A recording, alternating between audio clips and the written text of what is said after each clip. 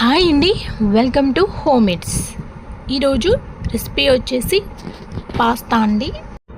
ఈ వీడియో ఎండింగ్లో ఒక సాంగ్ పాడాను, మీకు కనుక నచ్చితే లైక్ చేయండి.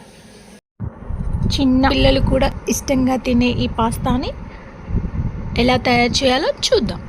ముందుగా ఒక గిన్నెలో 5 గ్లాసెస్ ఆఫ్ వాటర్ వేసుకొని అందులో 2 కప్స్ పాస్తా వేసుకొని అందులో కొంచెం సాల్ట్ వేసుకోండి. అలాగే 2 స్పూన్స్ ఆయిల్ వేసుకోండి. ఆయిల్ వేసుకోవడం వల్ల పాస్తా అనేది అంటుకోకుండా ఉంటుందన్నమాట. ఇప్పుడు ఈ పాస్తాని ఉడికే వరకు ఇలా కలుపుకుంటూ ఉండాలి. మధ్య మధ్యలో ఇలా కలుపుకుంటూ ఉండాలి. అలా కలుపుకోవడం వల్ల పాస్తా అనేది అంటుకోకుండా ఉంటుంది. పాస్తా ఉడికిపోయింది.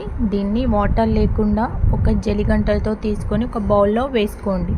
ఇప్పుడు స్టవ్ వెలిగించి స్టవ్ పై కడాయి పెట్టుకొని అందులో ఆయిల్ వేసుకొని అందులో ఎల్లిపాయలు అలాగే అల్లం వేసుకొని కలుపుకోండి. ఇప్పుడు పచ్చిమిర్చి వేసుకోండి. అలాగే 1 కప్ ఆనియన్స్ వేసుకోండి. ఇప్పుడు 1 కప్ క్యారెట్స్ వేసుకోండి. అలాగే 1 కప్ క్యాప్సికమ్ వేసుకోండి. 1 కప్ టమాటో వేసుకోండి. వీటన్నింటినీ బాగా కలుపుకొని 1 స్పూన్ సాల్ట్ వేసుకోండి. మీ రుచికి సరిపడా సాల్ట్ వేసుకోండి. అలాగే 1 స్పూన్ కారం పొడి వేసుకోండి. 1/2 స్పూన్ మిరియాల పొడి వేసుకోండి. 1/2 స్పూన్ గరం మసాలా వేసుకోండి. అలాగే 1/2 స్పూన్ ధనియాల పొడి వేసుకోండి.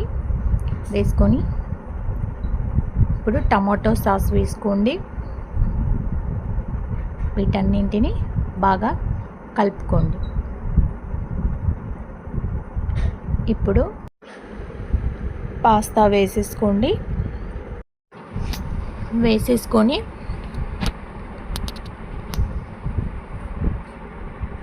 మంచిగా పాస్తాకి మసాలా అంతా పట్టేలాగా బాగా కలుపుకొని మూత పెట్టేసుకోండి.